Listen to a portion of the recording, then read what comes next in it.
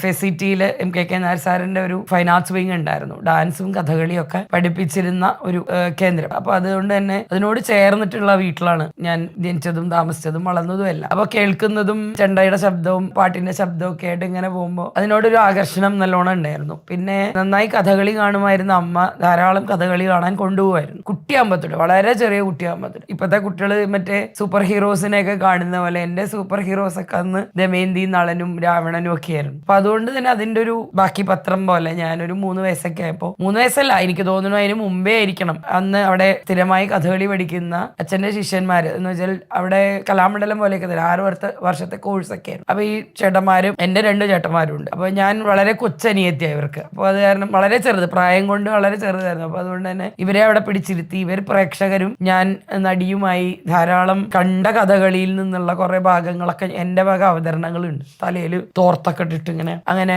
അപ്പൊ അന്നത്തെ ഹീറോ എന്ന് പറയുന്ന, അല്ലെങ്കിൽ അന്നത്തെ മനസ്സിലെ ഏറ്റവും വലിയ കഥാപാത്രം ദമയന്തി. അതും കോട്ടക്കൽ ശിവരാമൻ, ഷീമാമ എന്നാ ഞാൻ വിളിച്ചിട്ടുണ്ടായിരുന്നത്. അദ്ദേഹത്തിന്റെ ദമയന്തിയോടുള്ള ഭ്രമം, അല്ലെങ്കിൽ അപ്പൊ അതായിരുന്നു ആഗ്രഹം. അപ്പൊ അങ്ങനെ അതിന്റെ സാരിയൊക്കെ പിടിച്ച് കളിക്കൽ തുടങ്ങി. അപ്പൊ ഇവർക്ക് ചേട്ടന്മാർക്ക് ഏറ്റവും വലിയ ടൈം പാസ് ആണിത് എന്ന് വെച്ചാൽ എന്റെ വക സ്വന്തമായിട്ട് പാടും, സ്വന്തമായിട്ട് കളിക്കും. അങ്ങനെയാണ് പാടാനൊന്നും അറിയില്ല, എന്നാലും എന്തെങ്കിലുമൊക്കെ കിട്ടണ വാക്കൊക്കെ വെച്ച് പാടും.